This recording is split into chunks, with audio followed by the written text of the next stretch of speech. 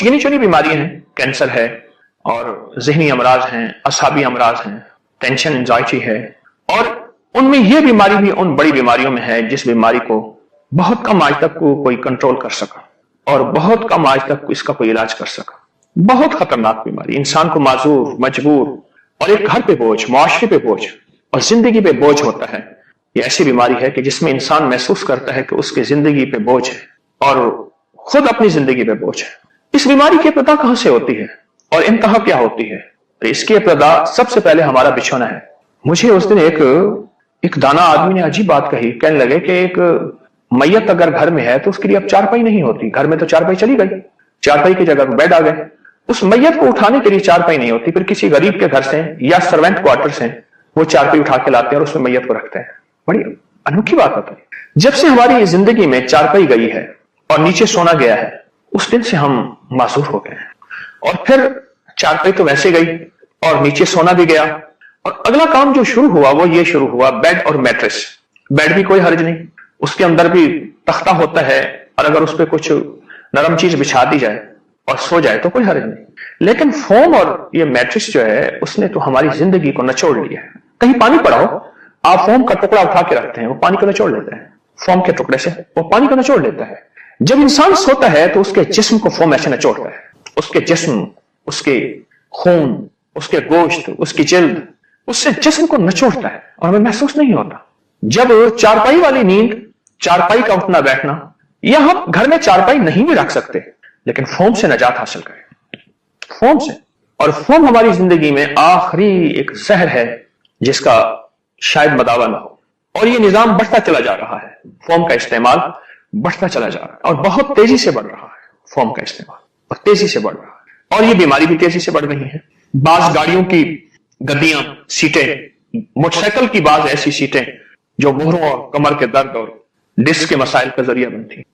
کچھ چیزیں ایسی ہیں جو ہماری زندگی کو متاثر کر رہی ہیں، اور کچھ چیزیں ایسی ہیں ہم سب سے پہلے ان اسباب پہ غور کریں۔ ہم بھی کیسے نادان ہیں، کوئی چیز ہو درد کی گولی کھانا شروع کر دیتے ہیں، بام لگانا شروع کر دیتے ہیں، حکیموں کی پوڑی کھانا شروع کر دیتے ہیں۔ کیوں؟ اصل سبب پہ نظر رکھیں کہ اس مرض کا سبب کیا ہے، بنیادی وہ کانٹا کیا ہے جس نے ہماری چلتی سواری اور گاڑی کو روک دیا۔ اچھا، گاڑی کے بارے میں ہم بہت سمجھدار ہیں، اگر اس میں کیل چپ گیا ٹائر میں تو ٹائر میں سے وہ کیل نکلواتے ہیں، اور پھر کیل نکالنے کے بعد پھر گاڑی کو رواں دواں کرتے ہیں۔ ہماری زندگی میں وہ کیل چبھا ہوا ہے اور ہم گولیاں کھائے جا رہے ہیں۔ کیوں گولیاں کھا رہے ہیں؟ پھر اس کے بعد اور بیماریاں، ایک کے بعد دوسری، دوسری کے بعد تیسری بیماری بڑھتی چلی گئی۔ میرا مشورہ یہی ہے کہ ہم کیس کو پہلے، سب سے پہلے اس کو غور کریں کہ مرض تھی کہاں اور ہے کہاں، اور مرض کی بنیادی وجہ کیا ہے۔ جب آپ مرض کی بنیادی وجہ کو دیکھیں گے اور چیک کریں گے تو پھر مرض کی بنیادی وجہ پہ آپ کی نظر ہوگی، پھر ایک احساس ہوگا کہ اصل کیس یہ ہے، اصل مرض یہ ہے، پھر آپ کو احساس ہوگا۔ تو میرا مشورہ ہے سب سے پہلے ایک تو اپنی سیٹ پہ نظر رکھیں جو آپ بیٹھتے ہیں۔ اکثر بندہ یوں بیٹھتا ہے، اگر یوں بیٹھے کچھ عرصے کے لیے، دن کے چند لمحات کے لیے، دیکھیں میں بیٹھا ہوں، میرا سینہ نکلا ہوا ہے، اور جس کو میں اب دوسرے لفظوں میں کہوں کہ سر اٹھا کے چلیں، ایک ہے سر جھکا کے چلیں، ایک ہے سر اٹھا کے چلیں۔ چلنے کی بات نہیں کر رہا، میں بیٹھنے کی بات کر رہا ہوں۔ ہمارا بیٹھنے کا انداز، وہ ہماری کمر، وہ ہمارے جوڑ، وہ ہمارے مہرے، اور پھر اس کے بعد پھر لفظ آتا ہے جی L4 L5 L6 فلاں مہرہ ہمارا متاثر ہے۔ ایک میں نکتے کی بات بتاؤں، قیمتی موتی ہے۔ اکثر بچوں کو اینک اسکول میں لگتی ہے، وہاں روشنی کا 100% انتظام نہیں ہوتا۔ جب روشنی کا انتظام نہیں ہوتا اور بچوں کو اسکول میں 8 گھنٹے 6 گھنٹے 7 گھنٹے ان کو اپنی کتاب پہ نظر رکھنی ہوتی ہے اور باریک لکھا ہوا ہوتا ہے اور اس کو غور سے محنت کرنی پڑتی ہے، وہیں اینک لگتی ہے، اکثر اسکول میں اینک لگتی ہے۔ اسی طرح ہماری بیٹھنے کی، ہماری زندگی کی نشست و برخاست، اٹھنا بیٹھنا، وہ ہماری زندگی میں بہت اثر ڈالتا ہے۔ اور پھر سونا، کتنے گھنٹے ہم سوتے رہتے ہیں، اور کتنے گھنٹے ایسی نشست پہ یا ایسے جو ہے بستر پہ سوتے ہیں جو ہمارے جسم کو نچوڑتا رہتا ہے اور ہمارے جسم کو کھینچتا رہتا ہے اور ہمارا جسم چڑھتا رہتا ہے۔ اس پہ آج تک نظر ہی نہیں۔ ہم سے پہلے بوڑھوں کو کیوں نہیں یہ تکلیفیں ہوتی تھی، اور پھر ہم سے پہلے خواتین، بچے بھی زیادہ ہوتے تھے اور ان کے ہاں یہ تکلیف نہیں ہوتی تھی۔ آج کی خاتون تو ایک بچے کے بعد کے بغیر نہیں بیٹھ سکتے۔ وہ پرانی روایتی چیزیں استعمال کی جاتی تھی اور وہ پرانی روایتی نظام استعمال کیا جاتا تھا، और उस पुरानी रिवायती चीजों की वजह से वो कमर, वो मोहरे, वो आसाब और वो जोड़ सलामत होते थे, सलामत होते थे। फिर घुटने नए नहीं पड़ते थे, सलामत होते थे। तो मेरी दरखास्त है, मेरा मशवरा है, सबसे पहले हम अपने उठने बैठने की नशिस्त को बेतवज्जो करें। अब देखिए, मैं सीधा बैठा हूं, मुझे सांस बिल्कुल सहूलत से आना शुरू हो गया है, मेरे फेफड़ों को गुंजाइश मिली है, जगह मिली है। अब मैं यूं बैठा हूं, मेरे फेफड़े दबे हुए हैं, मेरे मोहरे झुके हुए हैं, कमर की रीढ़ की हड्डी झुकी हुई है, मैं यूं बैठा हूं, सीधा बैठने का अंदाज। और एक वर्जिश है जो मैं आपको बताना चाहूंगा इस सिलसिले में। उसका एक किस्सा है, पेशावर के किस्सा खानी बाजार है। किस्सा खानी बाजार पेशावर का एक मशहूर बाजार है, बहुत बड़ा बाजार है, बहुत पुराना, सदियों पुराना। बड़े बड़े लोग वहां बैठ के, पुराने लोग किस्से सुनाया करते थे, तो टोलियां बैठती थी।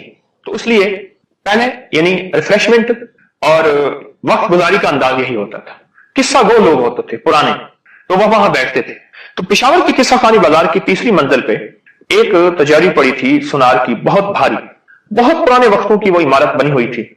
अब उसको तोड़ के उन्होंने नया प्लाजा बनाना था। अब वो पता नहीं उन्होंने ऊपर कैसे रखी होगी। अब परेशान के सीढ़ियां बड़ी तंग हैं, उसको उतारना कैसे है। 10 आदमियों ने कोशिश कर ली, उसको हिला ही ना सके। आखिर एक साहब खड़े थे, वो कहते थे ये काम हो जाएगा। कैसे होगा? कहा कि आप चर्सी को बुला लें। उसका नाम क्या था कोई खबर नहीं, बस उसको लोग चर्सी कहते थे। आप चर्सी को बुला लें, वो काम कर देगा। ये 60 और 70 1960-70 के दरमियान का वाकया है। उस दौर में उसने कहा कि मैं 250 रुपए लूंगा, 300 रुपए लूंगा और ये काम कर दूंगा। बड़ी रकम थी, वो मजबूर थे। उन्होंने कहा ठीक है। नीचे गाड़ी खड़ी थी, उसमें रखनी थी। वो गया, उसने अकेले ने उसको उठाया, कमर पे रखा और नीचे गाड़ी में रख के कहते पैसे दे दो। सबकी आंखें फटी की फटी रह गई, क्या है? इसकी कमर, इसके मोहरे, इसके जोड़, और ऐसे बिल्कुल कमजोर सा आदमी है और इतनी भारी। और ये निजाम उठाया, और वो तो पत्थर था, पत्थर की बहुत बड़ी चट्टान थी, और उठा के नीचे रख दिया। एक साहब थे जिनके मिजाज में तहकीक और अर्करेजी का मिजाज था। वो उनके पीछे चले, जाते जाते कहने लगे कि राज बता दे क्या है। ये एक अलग वाकया है, उसने कितनी मेहनत की, फिर आना जाना रखा, कितना ताल्लुक बनाया, फिर कितना उसको पैसा माल चीजें दी, क्या।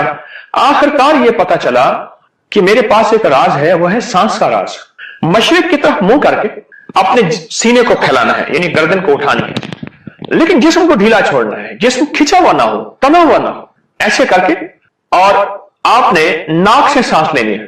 ये नाक से सांस लिया, मुंह में भरे, नहर मुंह, खाली पेट, भरे पेट कभी नहीं होगा। और इसको रखें अपने सीने में, हल्का हल्का खींचना है। ये नुक्ता ज़हन नशीन रहे, हल्का हल्का खींचना है। जब आप देखिए कि आपका सीना भर गया, उसको अपने फेफड़ों में महफूज रखें। वो सुबह की ऑक्सीजन, वो सुबह की हवा, और जिसमें आलूदगी, जिसमें चीजें नहीं, वो सुबह सुबह की, अलग सुबह। और उसके बाद जब आप देखें कि आपका सीना भर गया, आप आहिस्ता आहिस्ता उसको छोड़ें मुंह से, आहिस्ता आहिस्ता। ये अमल सिर्फ 13 बार करना है बस। वो शख्स जिसको चर्सी कह रहे थे, ना मालूम उसका क्या नाम था, बस वो कहने लगा कि ये मेरा अमल है और मैंने जिंदगी में ये अमल किया है और इस अमल से मैंने नफा पाया है और इस अमल से मैंने फायदा पाया है और मैंने इसकी मशक की है साल साल। आज मेरे जिस्म में जान है, ताकत है, मेरी हड्डियों में, मेरी पट्ठों में, मेरे आसाब में कुव्वत है और ये वजन मेरे लिए कुछ भी नहीं है। मैं इससे बड़े वजन उठा चुका हूं।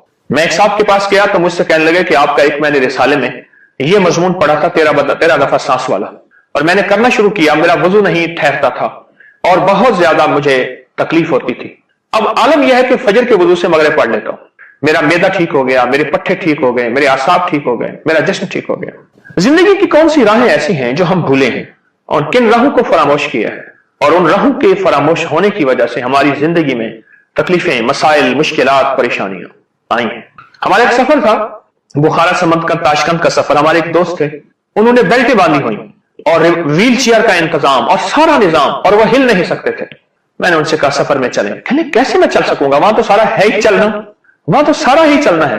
यकीन जानिए उनको खैर यही मिली कि उन्होंने बात मान ली, वरना वो जिस अंदाज से इस बीमारी में गए थे तो उसका वाहिद हल पे तीसरी शादी नहीं थी और उसका जज्बा भी नहीं था और 2 ही ना भुगता सकता वो बंदा।